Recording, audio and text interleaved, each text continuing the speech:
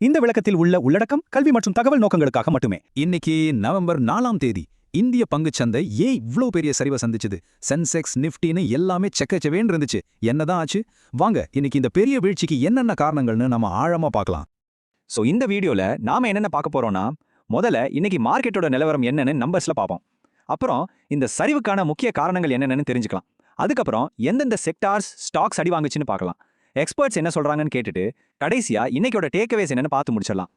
சரி வாங்க முதல்ல இன்னைக்கு மார்க்கெட்டோட நம்பர்ஸை பார்த்துடலாம். சென்செக்ஸை பார்த்தீங்கன்னா இன்னைக்கு மட்டுமே சுமார் 519 பாயிண்ட்ஸ் இறங்கி இருக்கு. 83,459ல க்ளோஸ் ஆயிருக்கு. இது நிஜமாவே ஒரு பெரிய சரிவு தாங்க. அதே மாதிரி தாங்க நிஃப்டி 50யும் கிட்டத்தட்ட 165 பாயிண்ட்ஸ் குறைஞ்சு ரொம்ப முக்கியமான ஒரு சைக்கலாஜிக்கல் லெவலான 25600க்கு கீழே, அதாவது 25597ல வந்து நின்னுருக்கு. சரி, மார்க்கெட் இவ்ளோ சரியறதுக்கு அப்படி என்னதான் காரணம்? இந்த பெரிய செல் ஆஃப்க்கு பின்னாடி என்னென்ன விஷயங்கள் இருக்கு? வாங்க ஒன்னொன்னா பார்க்கலாம். இன்னைக்கு மார்க்கெட் விழுறதுக்கு ஒரே ஒரு காரணம் இல்ல, பல காரணங்கள் ஒன்னா சேர்ந்திருக்கு. முதல்ல பாத்தீங்கன்னா FII selling, foreign institutional investors தொடர்ந்து 4வது நாளா நம்ம மார்க்கெட்ல இருந்து பணத்தை வெளியே எடுக்கிறாங்க. ரெண்டாவது குளோபல் மார்க்கெட்ஸும் வீக்கா இருந்துச்சு.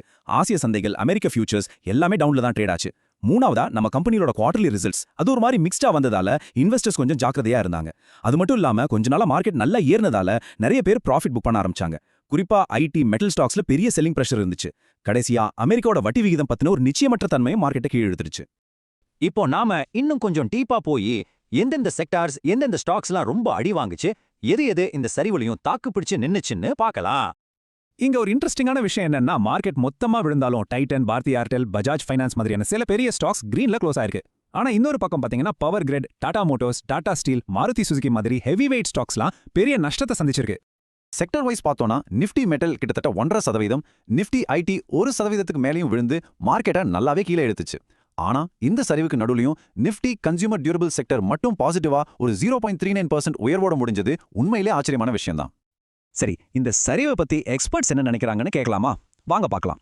ஆனா ஒரு முக்கியமான விஷயம், நாம இப்போ பார்க்க போறது அவங்களோட கருத்துக்களை பத்தின ஒரு நியூஸ் ரிப்போர்ட் தான். எந்த முதலீட்டு ஆலோசனையும் இல்ல. ஜியோஜித் இன்வெஸ்ட்மெண்ட்ஸ் லிமிடெட்ல சேர்ந்த வினோத் நாயர் என்ன சொல்றாருன்னா, இந்தியாவோட மேக்ரோ எக்கனாமிக் ஃபண்டமெண்டல்ஸ் இன்னும் ஸ்ட்ராங்கா தான் இருக்கு. அதனால இன்வெஸ்டர்ஸ் இந்த மாதிரி சரிவுகளை ஒரு வாய்ப்பா பயன்படுத்தி பை ஆன் டிப்ஸ் பண்ணுவாங்கன்னு நாங்க எதிர்பார்க்கிறோம்னு சொல்லியிருக்காரு. மறுபடியும் சொல்றேன், இது ஜியோஜித் வெளியிட்ட ஒரு கருத்து பற்றிய செய்தி மட்டுமே. இப்போ டெக்னிக்கல் சைட்ல பார்த்தோம்னா சென்ட்ரம் புரோக்கரிங்கை சேர்ந்த நிலேஷ் ஜெயின் என்ன சொல்றாருன்னா, நிஃப்டி சார்ட்ல லோவர் ஹைஸ் லோவர் லோஸ் ஃபார்மேஷனை தொடர்ந்து உருவாக்குது. இதனால ஷார்ட் டேர்ம்ல மார்க்கெட் இன்னும் கொஞ்சம் வீக்கா இருக்க வாய்ப்பு இருக்குன்னு அவரோட கருத்து. இது சென்ட்ரம் புரோக்கரிங்கோட டெக்னிக்கல் வியூ பத்தின ஒரு நியூஸ் தாங்க, எந்த ரெக்கமெண்டேஷனும் கிடையாது. ICICI செக்யூரிட்டிஸ் இதுக்கு ஒரு வித்தியாசமான கோணத்தை கொடுக்குறாங்க. அவங்க என்ன சொல்றாங்கன்னா, மார்க்கெட்ல இப்போ நடக்கிற இந்த பாஸ் ஒரு கன்சாலிடேஷன் ஃபேஸ் தான். அதாவது அடுத்த பெரிய ஏற்றத்துக்கு முன்னாடி கொஞ்சம் கொஞ்சமா வாங்குறதுக்கு இது ஒரு நல்ல வாய்ப்புன்னு அவங்க கருத்தை சொல்லியிருக்காங்க. இதுவும் ICICI செக்யூரிட்டிஸ் வெளியிட்ட ஒரு கருத்து பற்றிய நியூஸ் ரிப்போர்ட் தான். சரி, நாம இப்போ இந்த வீடியோவோட முடிவுக்கு வந்துட்டோம். இன்னைக்கு நடந்த விஷயங்கள்ல இருந்து நாம முக்கியமா ஞாபகம் வச்சுக்க வேண்டியது என்ன? இன்னைக்கு மார்க்கெட்ல இருந்து நாம கத்துக்கிட்ட 3 முக்கியமான பாயிண்ட்ஸ். ஒன்னு, இந்த சரிவு வெறும் பெஞ்ச்மார்க் இண்டெக்ஸோட நிக்கல. மிட் கேப், ஸ்மால் கேப்னு மார்க்கெட் முழுவதுமே அடி வாங்கியிருக்கு.